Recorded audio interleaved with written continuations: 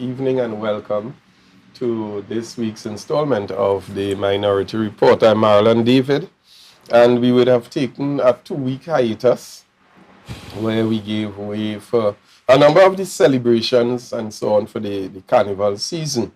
But here we are once again back with you to continue the work of the Minority Council. And this evening, as per usual, we have quite a packed program. And as promised, we are also going to be discussing a number of issues. One of those that are going to be the headlining is the recent motion of no confidence that would have been brought against Assemblyman Trevor James in his capacity as Secretary of Infrastructure. And we're going to be delving a bit into that so that members of the public understand and come to terms with exactly what took place in the House and what was presented and the basis upon which the motion was laid. However, before getting into that this evening, as per usual, we're going to do our needfuls. If you are looking at this program, we are available on the Tobago Updates website. That's www.tobagoupdates.com, the Tobago Updates YouTube channel, and the Tobago Updates Facebook page. This program is also available on M&E TV for those of you all who are viewing on the television. So you can call your friends, tell them, turn to M&E TV and sit and take a look. We want to have your comments sent off to us this evening. So if you are willing to do so, the WhatsApp number is 284-6597. That's 284-6597. As the program rolls on, I'm also going to give another number, as we would have begun a segment where we open the lines and entertain calls, and that number is 356-8833. That's 356-8833. And so I'll indicate when the lines are open so that we can entertain calls and comments and questions.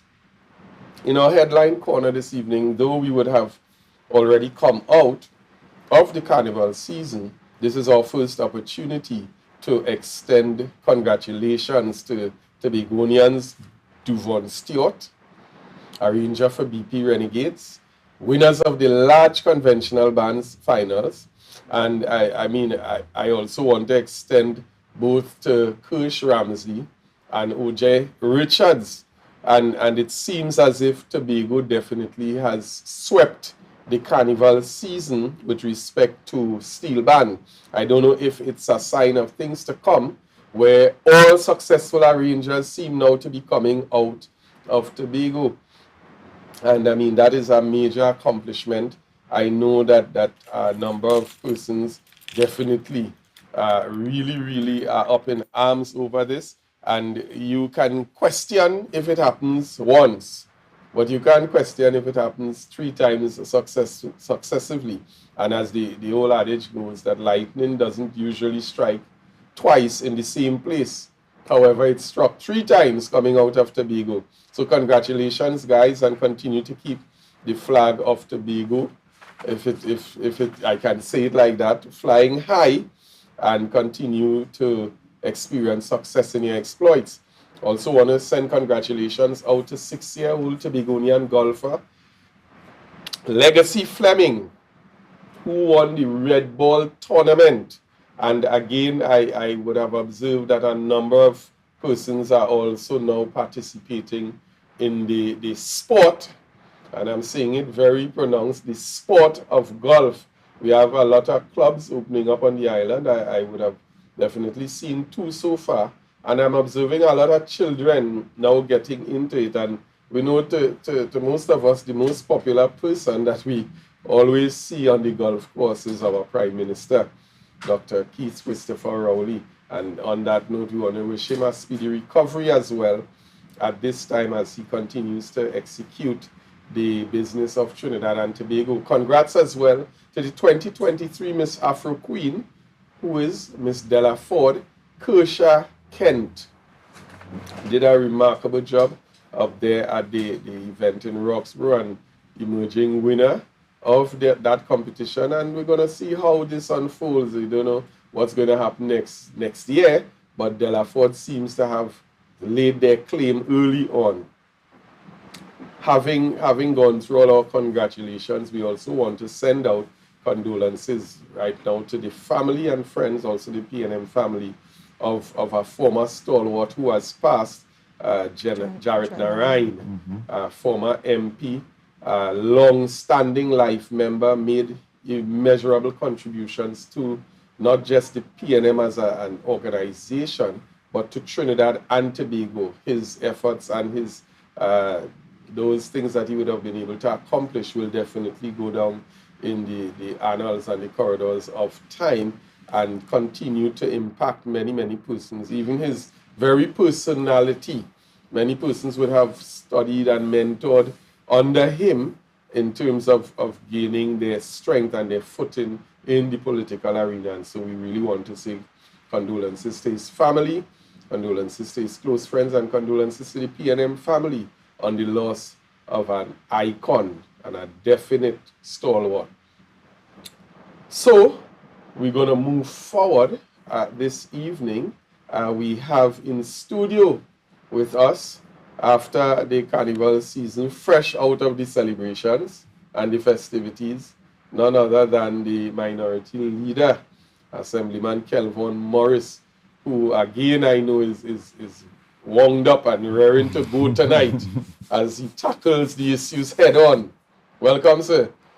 Good evening, Marilyn. Good evening, Minority Council, and good evening and a special welcome to all our viewers logged on, whether on the social media or on M&E TV. We say a special good night to you, and we look forward to having the conversations.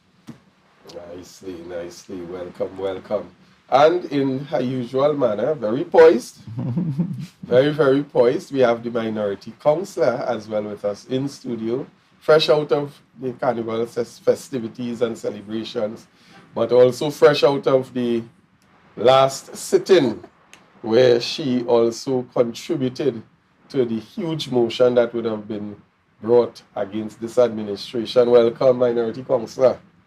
Thank you, Marilyn. Good evening to the minority leader, to you, Marilyn, our host, and all of you viewing and listening to us. Thank you for joining us on another episode of the Minority Report. You contribute to making the program what it is, and we do appreciate your continued support. Nice, nice. You know, before we actually go into those two clips, and I'll ask the director to cue them up. So we're going to kick off the program with those clips, because it's important for us to remind Tobago what was said, and what are the standards that have been laid upon which the motion would have been brought against the assemblyman. However, in a program that I participated in on Monday night, even right here on Tobago Updates, something was said in the program. One of the panelists made a comment, and apparently, I then responded, but everybody looks at this program, and even the host of the program, who is one of the reporters at Tobago Update, said, yes, it's the best program right now. Yeah. So, you know, I want to join with both Kelvon and Petal in thanking our viewers and our supporters for making the Minority Report the #1 program on Tobago Updates. Yes. Thank you very much, and we look forward to your continued support, and more importantly, your prayers. Yeah. Because this effort is not an easy one, and we really relish your prayers and so on. And there's going to be an announcement coming out of the Office of the Minority Leader over the next couple of days that will speak to that, and we're definitely going to invite everyone to participate. So this evening, let's get rolling. I'll ask the director to cue the first clip where we have the then candidate but now Chief Secretary speaking to members of the public. And I say to you, investors can come from Trinidad, we welcome you. Investors can come from abroad, we welcome you. But we are operating on a policy of Tobago first. If we have to fix this place called Tobago, we have to start with those from the very household of Tobago and fix our home first. Dance at home before you dance abroad. Our people should never be second-class citizens in their own land. And that's part of the Tobago pride. And I don't care who will want to misconstrue what I say tonight and take it to mean other things. No, I am not preaching racism. I leave that for Sandy, who's struggling with life right now. I am not going to preach classism because I believe all of us are one under God. But I am certainly going to preach Tobago first from a Tobago first platform like the PDP, because Tobago must come first and foremost, and everything we do must be in your best interest. It must never be inimical to your best interest. That's what let me fix this mean. When you have a foreign contractor, foreign in this sense meaning non-Tobago contractor, then the labor, the money you pay in labor, benefits another economy as well. And if it were a non-Tobago contractor, then the management, the money you pay to manage the project, benefits somewhere else as well. So, and so you go along that line, and of course the profit is spirited away. So you end up spending $1 billion and the economy doesn't change in Tobago. And that to me is where the problem is. When you have a strategic intent, because by now that is what it is. It is not lack of capacity or anything like that. After 20 years, you can't argue that. When you have a strategic intent to procure construction services outside of Tobago, then your strategic intent is to build another territory, in this case, Trinidad. So Tobago, we are now reminded, so it's fresh in our minds what was said prior to the election by the Chief Secretary and also by the now Secretary of the Division of Infrastructure.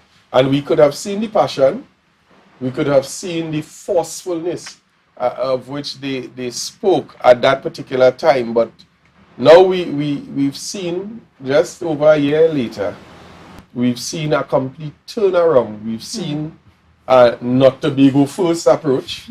And then we've seen I don't know if there's always music playing at the division, because it's the first secretary I see that has danced so much with answers. So we're going to get right into it. The minority leader would have brought a motion of no confidence against the Secretary of Infrastructure and asking the Chief Secretary to write to the President to revoke his appointment.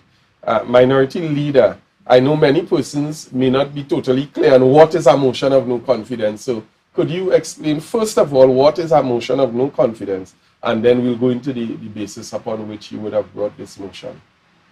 Well, basically, a motion of no confidence is where you have a debate as to specific to the capacity of a member of the House. And in this case, it was the Secretary for in the Division of Infrastructure, Quarries and Urban Development. And this motion was brought as a result of basically coming out of the public concern with respect to the number of allegations of corruption and bid rigging involved in the award of road contracts specifically. And you, as the public would know, we have been speaking quite openly. And one of the things we have been doing, not just speaking, but we have been bringing to the fore documentary information and evidence which highlights nefarious activities in the Division of Infrastructure, irregular activities, activities that is ultra-virus, that goes against everything that the division policy speaks to. So we would have had a situation where we were told about some emergency roads. And the roads were basically brought to the public as roads being absolutely necessary to host the October Carnival. October Carnival came and went, and we only had one road completed. February Carnival came and went, and we have 1.5 of those roads completed. So what that is telling us, that the whole notion that there was some emergency and we needed to absolutely have these roads were in fact was not true, because we were able to see that we had 2 carnivals without the roads, right? So that right away takes away the argument that the roads were emergency. So that narrative was an incorrect narrative. But what the narrative was used for, as the information comes to the fore, was to create a shortcut to hand out contracts. And these contracts were handed out in the most curious way. In fact, those 2 clips that we just saw was a commitment prior to the elections to put Tobago first. And putting Tobago first meant that whatever opportunities are available will be, once Tobagonians can do it, will be given to Tobagonians. That was the assurance, because you hear Trevor speaking to the economic fallout when you do not put Tobago first, especially when you're talking about big contracts, $300 million and so, not being available to Tobagonians, how that could affect the Tobago economy. So when we recognize you had 4 roads, and in that award of those 4 roads, not one single Tobago contractor was awarded a contract. And then we were saying very early, we said, based on the information we have, these roads seem to be sole select, like they were just handed to a specific contractor. And we were told, no, that is not true. We have a bag of over 40 contractors that we were able to look at and and then select. So we started to ask the questions, well, tell us, who are these 40 contractors? And I want to report to you, Trinidad and Tobago, up to this day, they have not been able to provide to us the bag of 40 contractors to whom they said they first started this process with. So that was lie number 1. They said they had 40 contractors. To this day, they have not been able to bring forward the 40 contractors. And then they told us that, well, we really had 3 to 6. When we asked some questions, and the written response was they invited 3 to 6 suitably qualified firms registered with the THA DIQUD. And what lie number 2 is that when we checked with the contractors that received the contracts that are on paper as being awarded contracts, so we then went to the THA Procurement Control Office to find out, because it said 3 to 6 suitably qualified firms, and this is important, registered with the THA. So we went to where you just normally register with the THA, which is the Central Procurement Office. And the PCO is telling us we don't have none of these contractors on our database.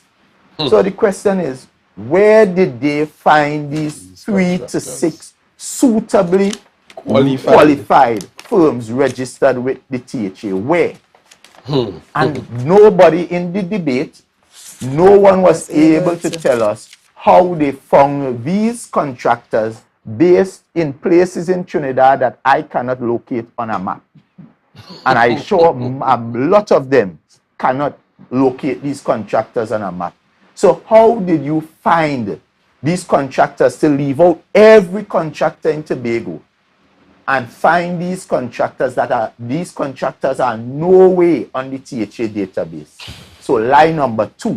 Minority Leader, I just want to throw in here, and again, I'm doing this because there are members of the public who like to make noise and say that, well, where they get this information, and then some of them even come out, they're so bold-faced to come out with information of their own to try to say, well, okay, this is the information. So I want to let our viewers know that what the Minority Leader is reading from is the answers that would have been submitted by the Secretary of the Division, signed by the Secretary, that would have come out of the division itself. This is not hearsay. So this is the Secretary responding to me as Minority Leader. And what we need to make the point as well, because what we are doing is to use the utterances, use the words, use what was said by the players, be it the Secretary of Infrastructure and the Chief Secretary,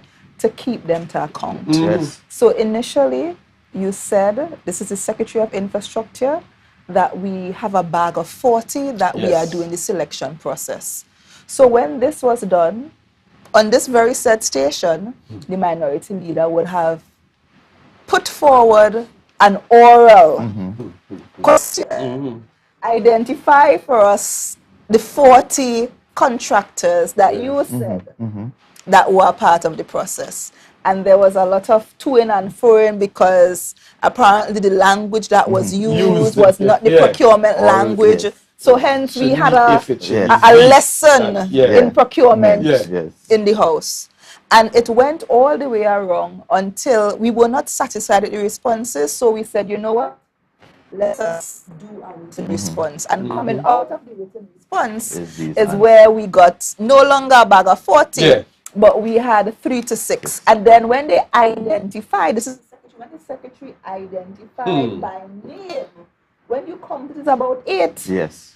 So the arithmetic there is also not matching. So you started with 40, you went to 3 to 6, and then you identified eight persons by name. And on top of that, what as I'm reminded as well, and this is why it is so disappointing that we have to actually pull stones to get answers. Because you would recall it was this Deputy Chief Secretary current, Dr. Faith B. Israel, when they were campaigning, Yes. told us that they will, in their very coming into office, establish this website, this procurement website that you as a Tobagonian and anybody could go up and just Google and find out all the contracts being awarded in the various divisions, and you would see who bid, what they bid, who won, who didn't win, and it would be so transparent that we'd have no questions of corruption and nefarious activity. And now when you go to ask the questions based on their utterances, it's like pulling teeth. They're done. So where the transparency go on now that you are currently in office and questions are being posed? Why is it so difficult to answer, in our opinion, the very simple questions to what you would have said? So we go to part B, because part A asks them to describe the procurement process, and that is where they told us about the 3 to 6, and recognize that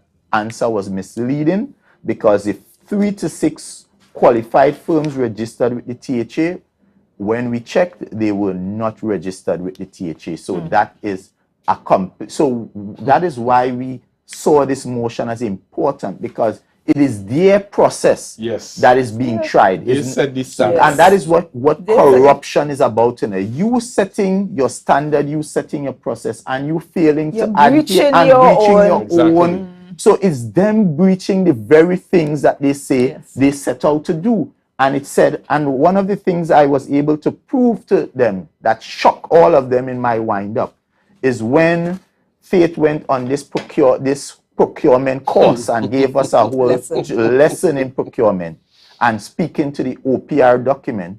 And I was able to bring to her the 2018 procedural document of the THA. And in that procedural document, it said clearly, once you're doing restricted or selective tender, then you must, it didn't say if, it said you must utilize the pre-qualified list of contractors. And they said the only exception is if the service that is being provided is not one that is no other provider on the pre-qualified list can provide. So it has to be something that nobody else have been pre-qualified to do. And in this case, we have a loaded list of pre-qualified contractors at the level of this kind of works. We have a number of contractors, and in fact, Part B solidifies this point, because when we started making noise that here what, no Tobago contractor involved, curiously, when they had an opportunity to go out back, because one of the contractors decided that they didn't want the contracts again, they said it was too corrupt, they don't want to deal in this mess, and they decided to pull out. They went and find one of the very contractors that they said that they were blacklisting and under audit and should not be a part. So in one breath you were saying we're not using them because they corrupt, they're under audit. The strategic intent, because we know for a fact that there is information and we don't want to muddy the process by inviting people who under scrutiny through this audit to be a part of the process. And then in the other side of the mouth, the very next breath, you invite one of the said contractors to so this is to participate in the tender. And so this information came to us, and they called out the 8 contractors, one of them being a Tobago contractor. And I don't want to repeat the contractor's name, but I will read a letter I received as a member of the Tobago House of Assembly, written by the contractor, and it is written dated 2nd February 2023, and it says, "Dear sirs, I read 12 sitting notice of questions for written answers." Let me go down right. So it says, inaccurate information in response to question number 39. Question number 39, A and B, and the response thereto. A description of the procurement process utilized by the division in the selection of contractors and subsequent awards of contracts. And it speaks about the response. So it goes on to tell us exactly what the inaccuracies are, and it starts with a technicality. It starts by saying the DIQUD invited 3 to 6 suitably qualified firms registered with the THA DIQUD. The first inaccuracy, while far from egregious, needs to be made. And it calls the name Engineering and Construction Limited, in common with all the other invitees named, of which we are aware, is a company and not a firm. So they said that rather than referring to us as a firm, we are a company. So that was inaccurate. Then second inaccuracy is to give the impression that the tender documents were obtained in a timely manner or were sincerely given. The company received one tender request 3 days before it was due to be completed and submitted. The company received an email from the procurement manager at DIQUD at 12:08 p.m. on 4th October 2022, which said email had 4 attachments.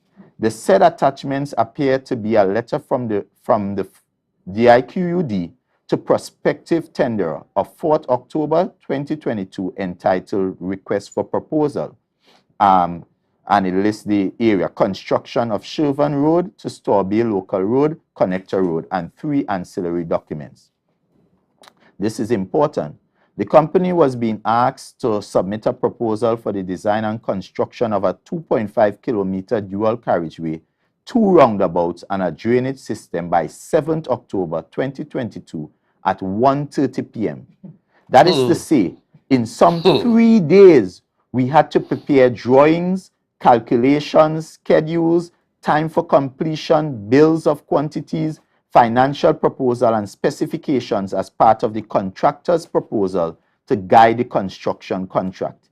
It simply was not feasible, as must have been known. The financial proposal alone, which accounted for 45 points out of the 100-point award criteria, would have taken considerably longer than 3 days. It said attended the site visits. The above referenced email received from the procurement manager at DIQUD at 12:08 p.m. on 4th October 2022 proposed a site visit the very next day, 5th October. The company was unable to schedule a site visit in the very limited notice of the same that was given to it. Therefore, as a matter of fact, no site visit was attended by the company. The company was given woefully insufficient time to submit a tender. Therefore, as a matter of fact, no bids were submitted by the company on or before closing date for the project. Furthermore, the company did not participate in any tender for the named projects. And I go on, I just want to do this quick because there's some important information in this part. So I skip the first paragraph. Their hearing reference invitation to tender that the company received was stated to be a selective tender. However, eligibility criteria and the request for proposals did not include a pre-qualification process for prospective tenderers. In fact, pre-qualification of contractors was stipulated as required only before the award of a contract. So you see, they are breaching their own and they're putting the thing back to front. So whereas they're saying you had to be pre-qualified, it's saying now that you didn't have to be pre-qualified. But they wrote to us in their response, they're saying that you have to be pre-qualified. So you understand. So you see how this thing is twisted all along. All right? On the face of it, and it might be God's intervention why we have at least one Tobago contractor being involved and able to tell us the true story, because we've been asking about this process and couldn't understand at all what was the process. And this contractor who came in late in the game now got a clue as to the kind of madness that was happening. And this is why the question of bid rigging remains very real, because you would see on the face of it, the contractor is saying, it is this, of course, unusually irregular. So this is not something that is regular that would happen with a normal tender. That is what the contractor is saying here. And hear this is most important, why we believe that the secretary knew or ought to have known about what was happening regarding this procurement process. Because you would hear in this email, the contractor is saying, the email containing the invitation to tender and the request for proposals, which was received by the company on 4th October 2022, was also sent to Trevor James, Secretary of DIQUD. Upon perusing the email, it was realized that Trevor James was directly involved in the tendering process. The direct involvement of Trevor James is again unusually irregular and on the face of it unfair and contrary to the practices which govern public procurement in the Republic of Trinidad and Tobago. And the company goes on to show another breach of their own rules, because they are saying they are abiding by the 1999 FIDIC EPC turnkey contract document. And the company says, even though the references request for proposal clearly states the project will be undertaken according to the 1999 FIDIC EPC turnkey contract document, the normal requirements for this standard form of contract in terms of tender period are not adhered to in this document. So FIDIC have a period of time you must allow contractors to have to bid. And in this arrangement, they did not adhere to even the FIDIC rules. So they just kept in air. If it smells like a duck, it walks like a duck. They just keep breaching procedures. At every step of the way, procedures were broken in this process. And this is why we are saying something, according to Prime Minister Manning, some former Prime Minister, deceased Manning, may God bless and his soul rest in peace, something just ain't right. Something just ain't right in this. And though we have finished the process of trying this matter inside the house, we are going to continue to pursue this matter outside the house, because the evidence that we have from the letter coming from the contractor, there's another letter, very curious letter again, written to the procurement manager. This letter comes from a company called California Stucco. And if you remember California Stucco, that is the company that was able to send in a bid on the 6th, received a contract on the 7th, and mobilized on the 8th, was on the site on the 8th. And this company address is Harida Street, Warnerville, Charleville, Uriah Butler Highway, Trinidad. But yet, they are writing to one Mr. Philip Hirilal, Director Project Management. On the 3rd of October, he's writing to Philip Hirilal, and he's saying to Philip Hirilal, "Dear sir, we are writing to notify you that it has come to our attention through the public domain that Namalco Construction Services Limited has withdrawn from the project, and this is the project Dutch Montmary, Dutch Fort Crossing Canal. We were invited to enter into negotiation for the award of the Therefore, we were invited to enter into negotiation for the award of the design, bill, and finance of the reference project via email sent on the 22nd of September 2022 based on our tender package, which was submitted 2nd of September 2022. So, and they are now saying, as requested, we are willing to complete the project for the set sum of $19,480,061 Trinidad and Tobago dollars and 6 cents, VAT inclusive. And what is very peculiar, very strange, very coincidental about this arrangement is that this $19,480,061.06 is the exact down to the cent of the contract that was awarded to Namalco. So they knew exactly to the from the cent. public domain. From the public domain. And I'm asking, which public domain? Where in Trinidad and Tobago anyone knew that Namalco was awarded a contract to do the Dutch Fort to Montmary to Dutch Fort carriageway and decided not to do it again? Did we ever know that a contract was awarded? Know that one was so we didn't even know. And even while in the house, when you ask the question in the oral, who is Namalco? They said they didn't know at all. So we asked, and at that time they had already awarded Namalco two contracts. And that is another question and another cause of concern, that even before we knew about these roads, announced by the Chief Secretary, Namalco was already awarded 2 roads. What was the process to award Namalco those roads? They have not answered that.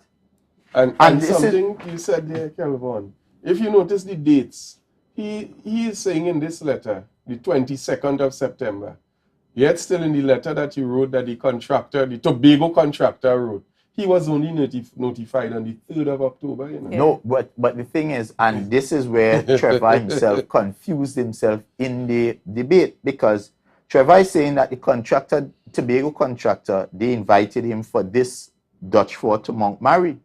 But based on the contractor's quoted documents, he's saying, oh, they really invite me for the Store Bay Road. So, they're not even sure. So they themselves not even, they're muddying the water. And that is why we were asking the question. We continue to ask these 5 questions, 5 pertinent questions. We can discuss it together. How did California Stucco Company Limited became aware that Namalco Construction Services Limited withdrew from the Dutch Fort project when this information was not previously present in the public domain as claimed in their letter? So contrary to their letter, there's no proof that this was public information because it was not printed in any newspaper. It is nowhere on their website. Nowhere. So how did they know when nobody else knew? And this contractor was not even a part of the pre-qualified list. And they were not a part of information was on the website of the Central Procurement Office that people could go and peruse. The other question is, why and how come California Stucco Company was pre-mobilized for this project? Pre-mobilized to the point that they were so confident that they were going to get the contract, but we need to that break they it down a bit already had both tickets. Right, and I think we need to break down what pre-mobilization means. Because as a contractor coming from Trinidad, it means that you have to put things in place. You have to prepare. You have to get the tickets for your workers because there were workers from Trinidad on the That came site. up, yeah. You have to get tickets for your equipment because we saw all the equipment coming off the boat. And I don't think that you just walk and show up by the port and you get the opportunity or access to bring up those large equipment just like that. There must be some level of pre-planning. Bitumen and get all these things, you have to be assured there's some level of confidence that the contract is yours. And we also, why did California Stucco Company Limited write to the director of project management and not the manager of procurement? Who would have forwarded So is it that the procurement is happening in the projects? Who is really procuring services? But what is the real procurement process? And what is the procurement what is the real? process? Because you're saying one thing, you're doing another. Then we have a contractor who was invited saying that you're doing something different to what you said you were doing. Additionally, one of the things that stood out to me, and there's a lot of conversation about the secretary not knowing, or the secretary should not have known, and how do we determine whether or not the secretary has information. According to the THA Act, and this was bandied around in the whole zipline thing, according to the Tobago House of Assembly Act, Section 37(1), the secretary of each division has general direction and control. So you can't plead ignorance. If it is good then, it is also good now. So you can't plead ignorance that you had no information or knowledge about it. Additionally, in this letter from the contractor clearing up all the anomalies in the process, the contractor indicated that Trevor James, the Secretary of Infrastructure, Quarries and Urban Development, was copied in the email for the request to tender. Why? So again, why is the secretary copied on the email? Is it that the secretary is, and I'm asking a question, is it that the secretary involved in the procurement process? That is the question. And remember, we were told by the chief secretary, my secretaries don't get involved in procurement. We stay clear of that process. And you ought to be at distance. And you ought to be Trevor saying that as well. Right? We actually have Trevor saying it. The other issue that seem not to be touched at all, they are not touching this issue at all, is the fact that here it is, you all continue to talk about audit and who thief and who didn't thief and who inflate costs. Inflated costs. And we are saying, well, we are comparing the cost that you said was inflated and corrupt. And we are now looking to see what you are paying. Same apples to apples, orange to oranges. The same kind of work, the same rates. And lo and behold, at every rate item, you are seeing where the cost previously paid, this administration is paying in some significantly higher rates. In fact, when it comes to the main item when you're doing road paving, which is the placement of bitumen, you are seeing where previously the agreed rate, bonded rate to all contractors, the rate was $1,400 per ton to do all the preparatory stuff and place and place the asphalt, pitch the road. Now, under this arrangement, we have seen where they are paying rates as high as $2,700 per ton. That is almost double. And two things stood out. I showed them, based on those rate calculations, the road down at Pigeon Point that they are paying $54.8 million. That road, if you utilize the bonded rates used by the past administration that they are saying corrupt, would have only cost us $37 million. And then I went as far again, because the secretary challenged me to get someone who is a QS who would be brave enough to quantify and value that road, that everybody who drive on that road, layman, could tell you this road doesn't look like $19 million. And when I got a QS that works with UDCOT, that is a QS that actually does all UDCOT valuations, we were able to measure, get qualified persons to measure, take all the necessary measurements. And when they did the value of works, that road that they are paying $19 million, it seemed like they paid them $1 million for every day they worked on the road, because they said they finished in 19 days. So they paid them $1 million per day to pave the road. That road, in fact, the value of works, the true value of works, is only about $8 million. Wow. So there it is, a whole $11 million difference. And I don't understand. So that when you hear we say there's something about this arrangement that is corrupt, yes. These are the things that have us convinced that there is corruption involved in. And another thing they've been saying in the debate before we move on is that challenging me to say these things outside. Yeah. I've been saying everything I said inside. I've said everything outside. Every single thing. Yeah. But more than that, what stood out to me in the debate is that there were a lot of comments about untruths and the minority leader lie and he making up stories. But not one person who would have contributed to the debate would have identified any area to refute. So the minority leader brought information about inflated costs. Is it that the costs that the minority leader is quoting, what is Incorrect. happening now versus the bonded agreement, are those costs untrue? If they are untrue, then bring your information to say, this is a lie, we're not paying this cost, but we're paying X cost. Yes? Again, another information brought in terms of all the correspondences. Yeah. Are they saying that the correspondences are untrue? Nope. If they are untrue, bring your letter to show that bring the truth. They went as far as to talk about Emailgate, trying to create the impression like we were fabricating or some tampering kind of... But no other information came to say that to debunk. The 12 sitting notice of questions for written answers, that is a signed response from Trevor James. Yes.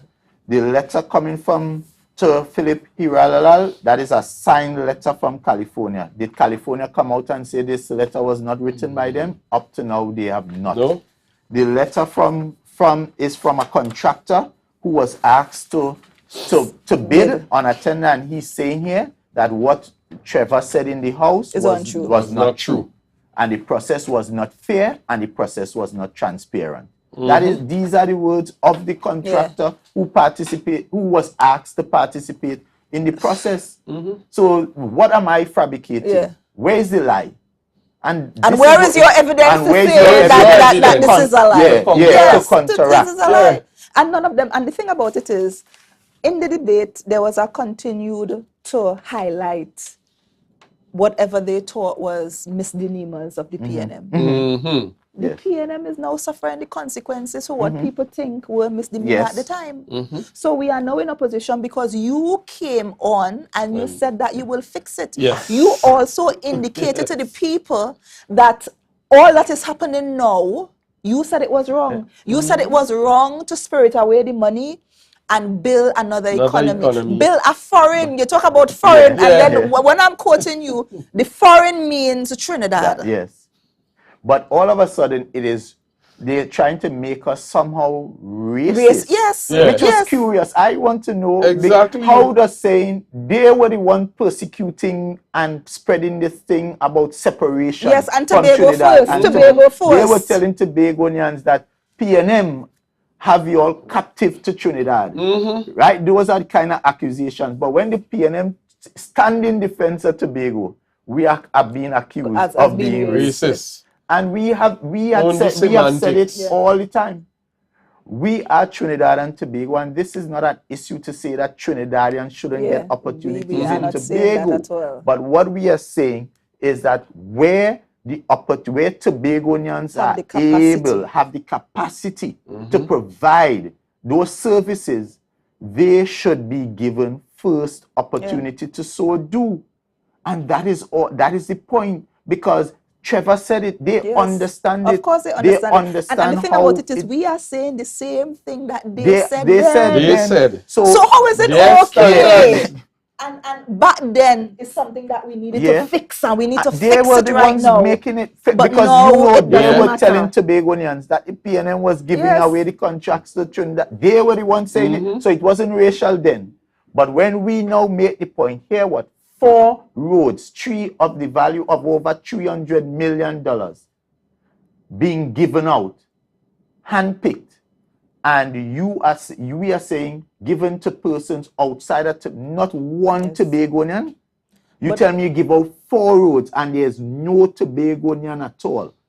But What? the thing about it is now you are seeing the impact of the actions and yes. the policy.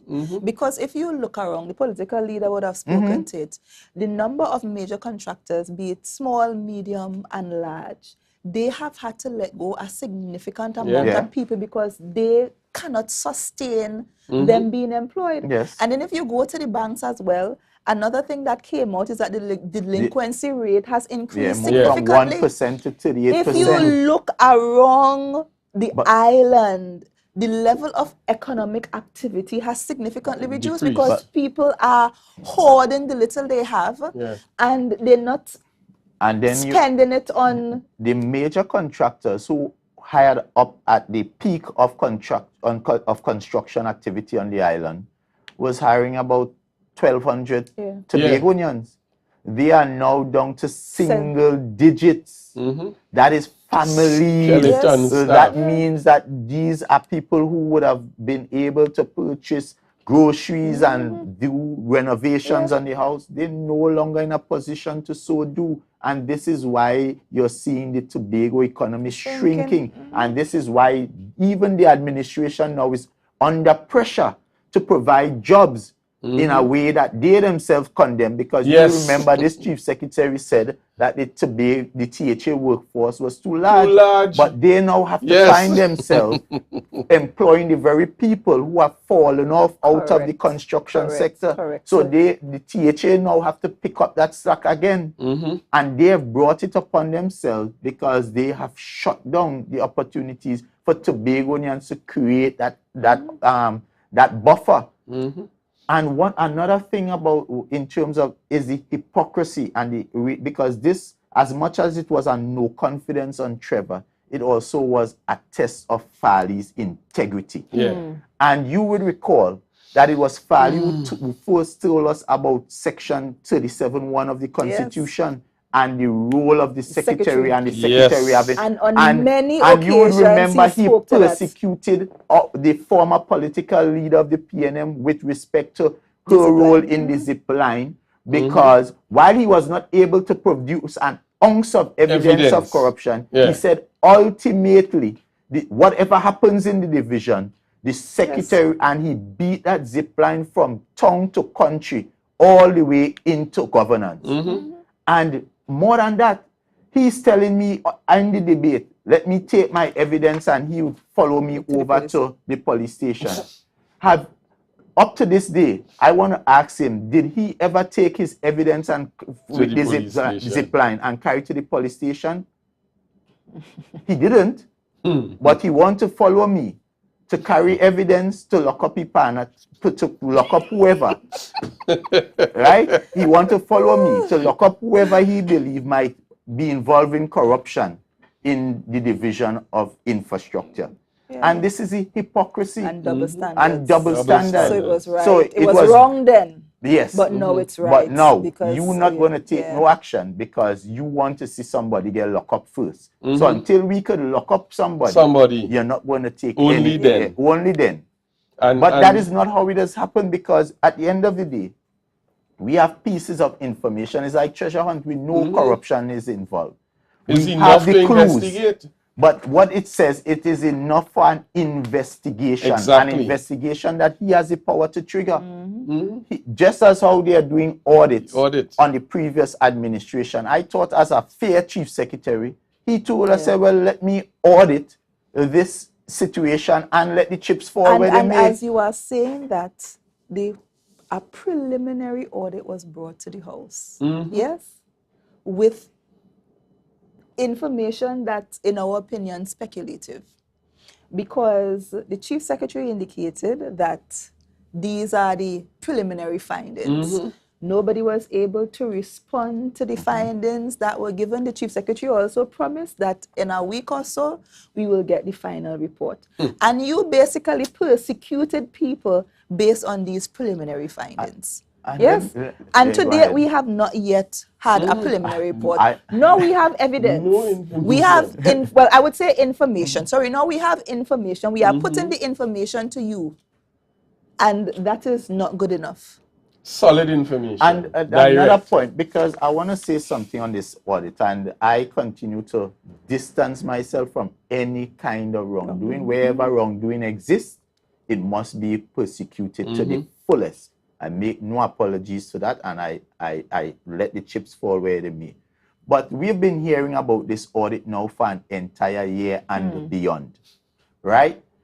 And every time it seems as this audit now would become the fan to blow any fire that exists in front. So every time they have questions to answer, this audit comes up as we're going to get the final audit. We've been told that since September. We've been told that we would get the final audit a week. We are now being told that the audit is ready. Where is the audit? The question is, where is this audit? Because we have I've been able information and privy to a letter which was written where the auditor is still asking persons who are being audited. After it was presented in the House. After the preliminary audit was presented in the House. And I understand, now you're looking for information. And I understand even to this day, some of those information continue. It is still ongoing. Some of those information has not yet been fully furnished. So how could you say that you have a complete audit? What did you audit? So I am curious, and I'm challenging the Chief Secretary, if he has the audit, produce the findings and let us move on. Because you cannot have Tobago. In fact, you have your own contractors, and you're saying that you can't pay until after the audit. So you're holding back the entire Tobago from moving on. Let us treat with the audit. Let the chips fall where they may, and let's move on. But it cannot be that you will continue to hold an audit over the PNM, over the people of Tobago, and that is your right of passage to do wrong. So that every time something comes up, all you tell people is that, well, the PNM, they do this, and the PNM, they do but that. You said the you PNM has been punished by the people of Tobago, and it's not the people of Tobago spoke severely to the PNM about how they felt, because the score ended up 14-1. So that tells us that Tobagonians, once they are not going to tolerate any issue or allegations or any cloud that surrounds misbehavior. The people wouldn't, and so therefore you cannot now come, promise to do different, promise to do better, and then when you are caught with your hands in the air, PNM did do this. And Kelvon and Petal shouldn't talk because they are part of the organization. I'm a proud member of the PNM. We are PNM. We subscribe to the policies and the founding principles of the PNM. But what we would not take on is because if there are issues with persons misbehaving themselves, they would have to answer for themselves.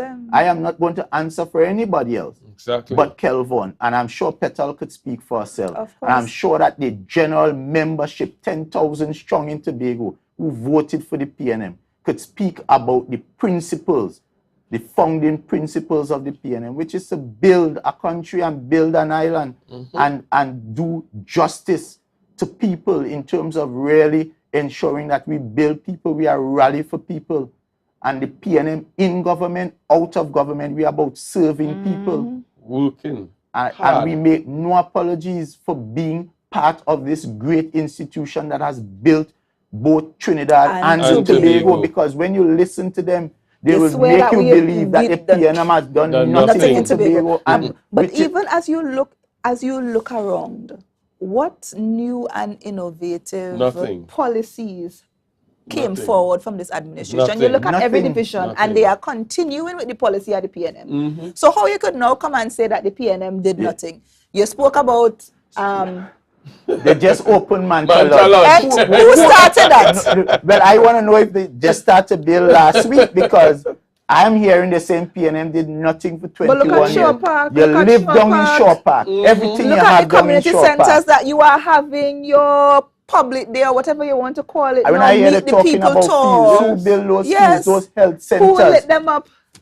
Every bit of development in Tobago can be attributed. Schools. How Yeah. many new PNM schools were policy. built? Secondary, primary. How all those people got jobs for you to say the THA workforce is too large? How did they get work? So it is foolhardy We sometimes have when you... change the standard of living of many Tobagoans. Yeah. Because if you look pre-2001 Hmm. and you look at the standard of living when we demitted office, Right in Wim, I know Significant about improvement. where I came from, where my neighbors came from, when I just look at the physical structure of your house, where it was pre-2001 to where it is now. You've seen the growth. You've seen where you had 0 cars in a driveway. Sometimes now it's all Yes. 2, Yes. 3 cars in a driveway. Vehicles all in the road. Because Yes. it is Front the of the house. policies and the enabling environment that would have allowed people to grow. And we have increased the human capital development on the The island. island. Look at the number of Look at the persons now number with of tertiary persons now education. boasting Yes. about good degrees, all kind of fancy qualifications. Yeah. I was even speaking to a senior member of our community a couple of weeks ago. And the point you made, Petal, where even from 2001 and even before, she was saying to me that she remembers when in Castara you had to take a pirogue to come into town because you didn't have a road to come all the way down. People from country on the north side used to have to take boat and come around. And that was before PNM came into power. And she remembers clearly that Dr. Williams came to the island and said that he would treat with some of these matters, and they were treated with. So even before PNM was in government in Tobago, PNM policy continued to impact the development of Tobago. So I don't know what is this narrative they're trying to create. PNM.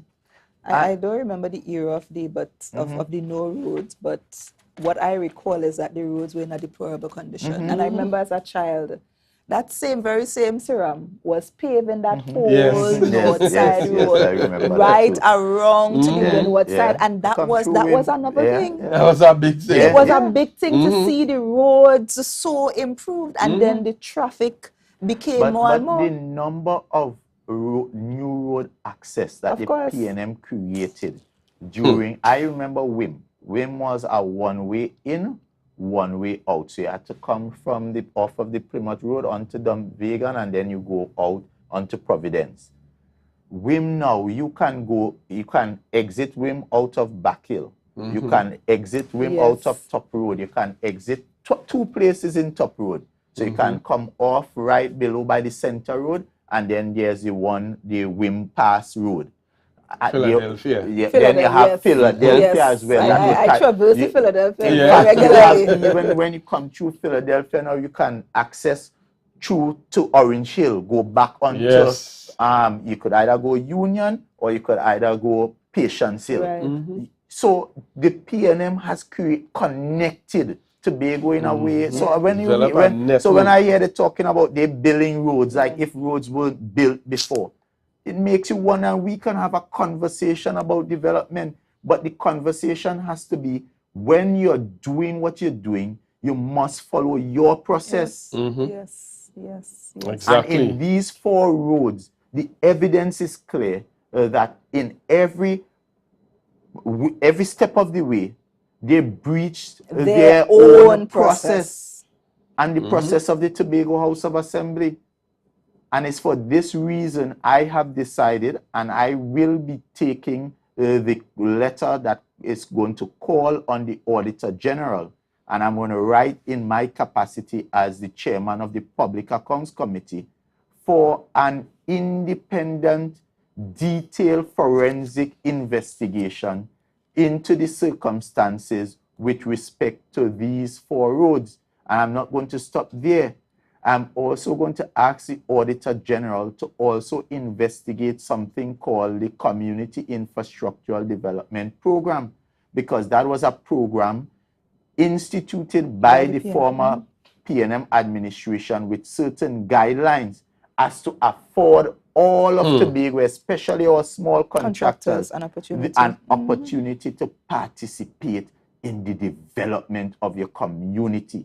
It was a program that would zone contractors, pre-qualified contractors, and allow them to be able to do those small works within the community, those little box drain, those little steps, those little walls. Yes. Contractors within the zone would have been able to benefit in that way.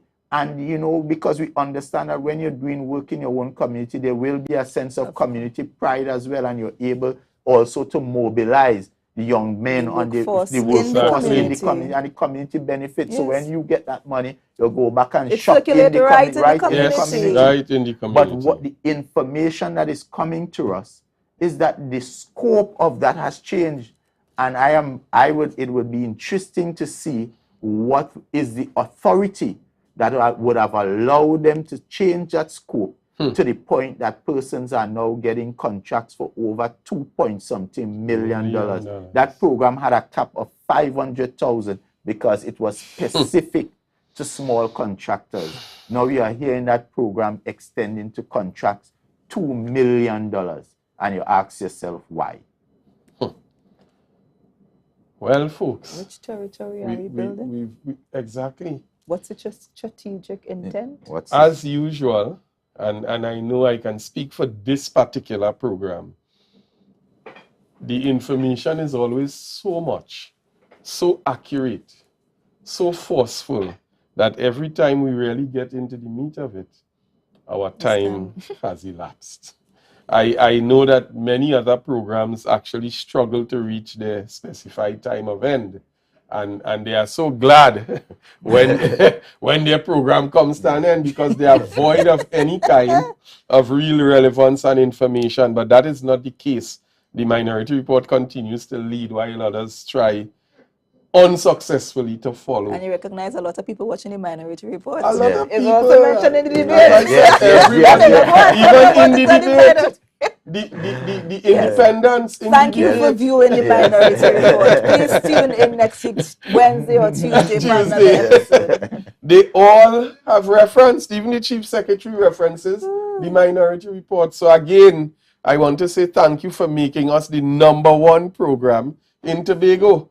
And you know, I want to take us out, team, with a clip that I know after all that has been said here tonight, it is going to be sort of like the anchor in the discussion. I'll ask the director to cue up that clip with the Deputy Chief Secretary. I want Tobago to hear as we prepare to leave, and we're going to come back and just say good night after that. We're ready to go. Let's run that clip.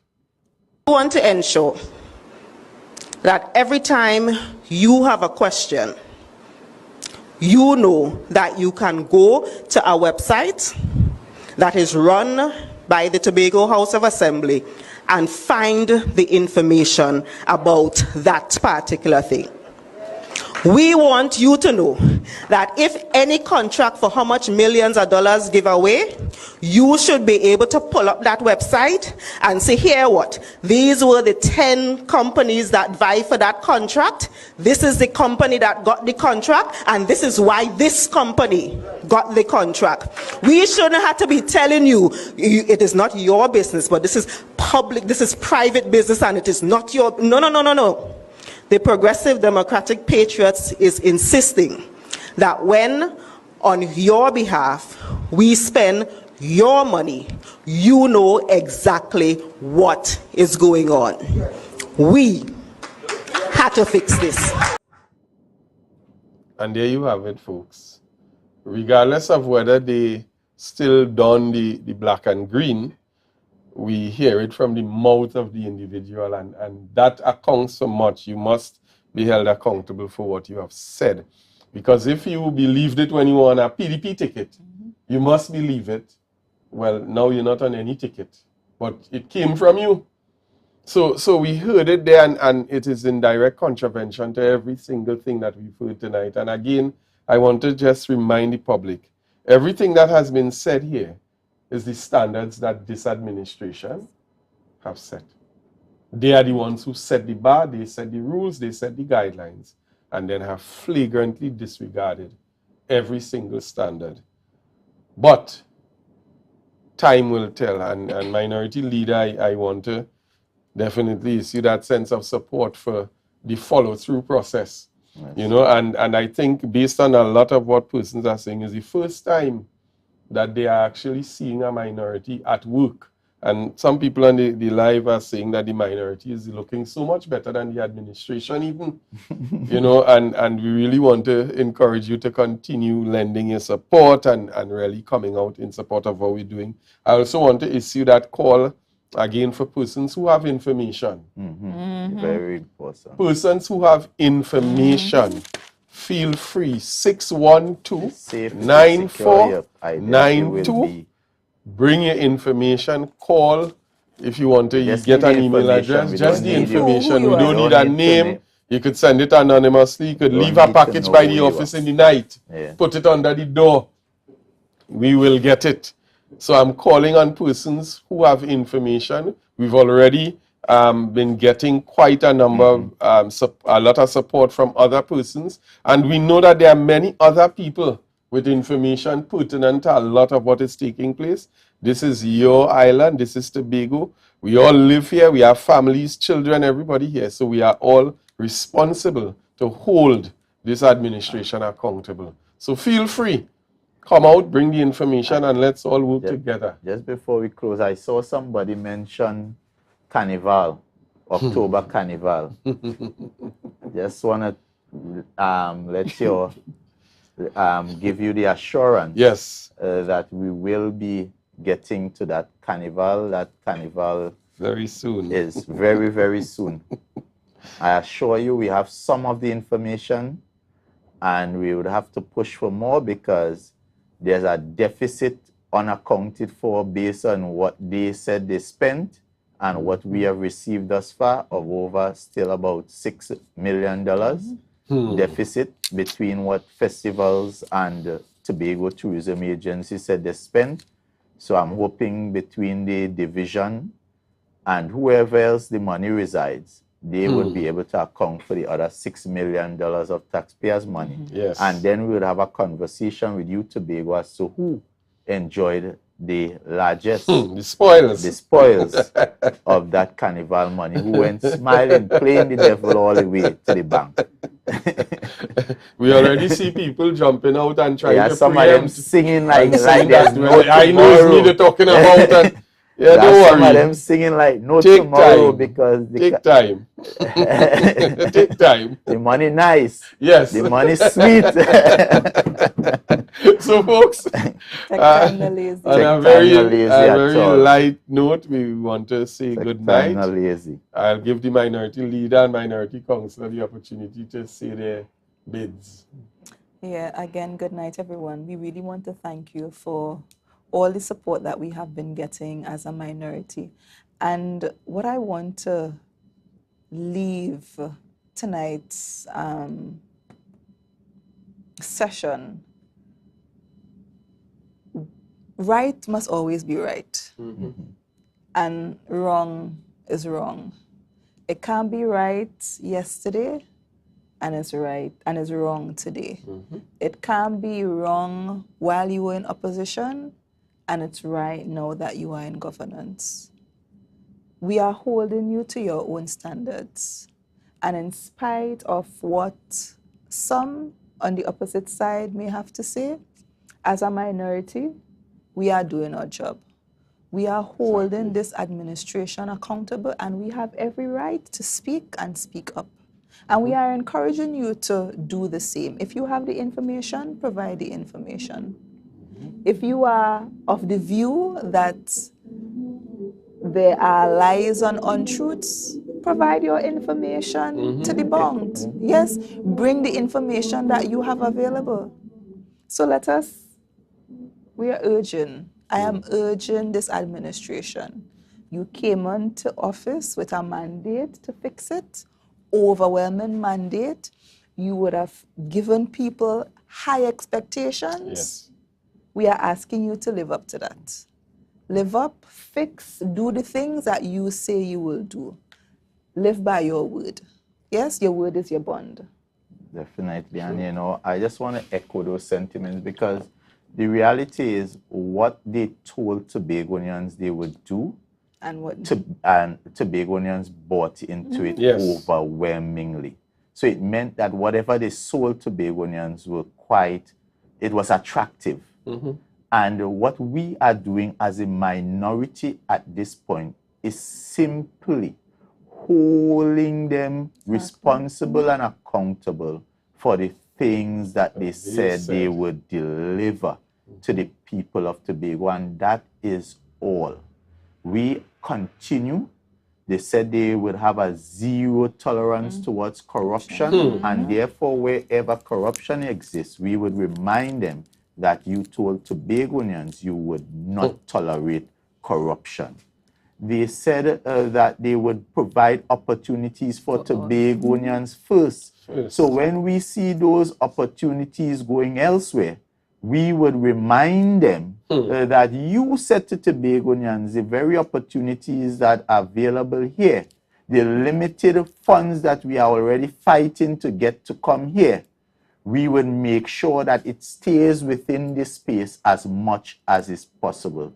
So when you see us talking, it's not for wanting to make somebody look bad, but it's really trying to ensure that they look good, because we are simply holding them to their word. Yeah.